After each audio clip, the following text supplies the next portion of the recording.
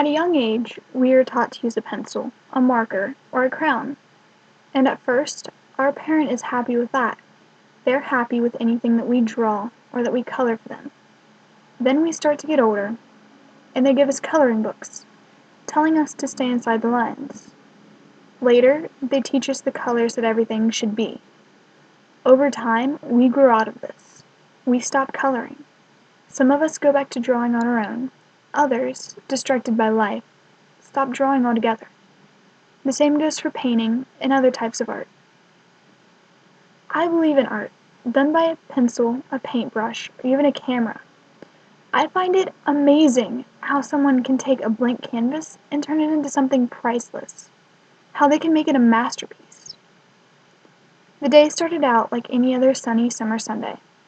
I went to church with my boyfriend, came home to grab a snack before I would leave for youth group.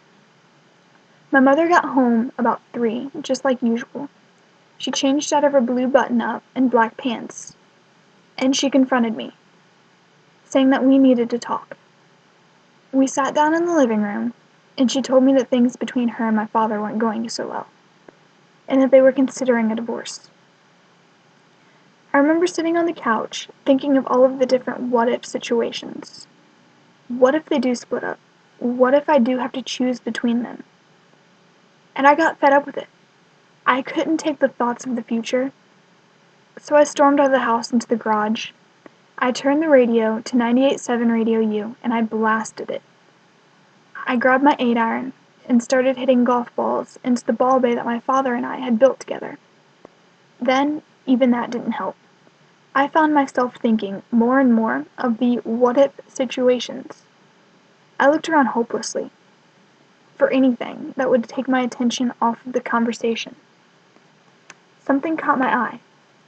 It was a piece of an old, broken mirror. I looked at it for a second, trying to think of something I could do with it. Nothing came to mind, though beside it were some pieces of old plywood. I grabbed a medium-sized one and tossed it onto the golf mat, and I went to get some black spray paint. With the spray paint, I found a bottle to paint. The colors were basic: red, blue, pink, green, and white. I grabbed them along with the can of spray paint, tossed the bottles onto the mat, picked up the board, and I went outside. When I came back in, the board was as black as night. I laid it down on the pavement and picked up the red and white paint. I began to splatter them on the black board. When I was done, it still didn't look right. Something was missing. It was then that I smeared the word love into the paint, turning the letters different shades of red and pink with streaks of white.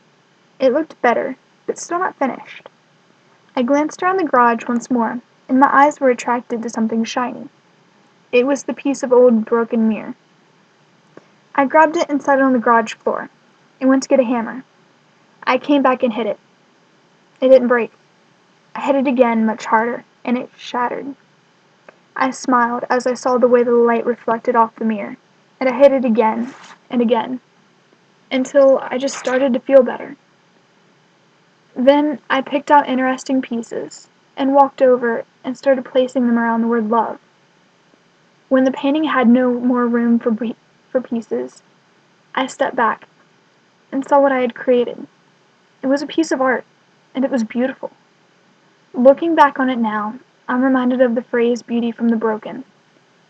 That day, I turned an old broken mirror into a piece of art. I turned it into something unique. I found an outlet for my pain and frustration, and that outlet was art. And with it, I created a broken masterpiece.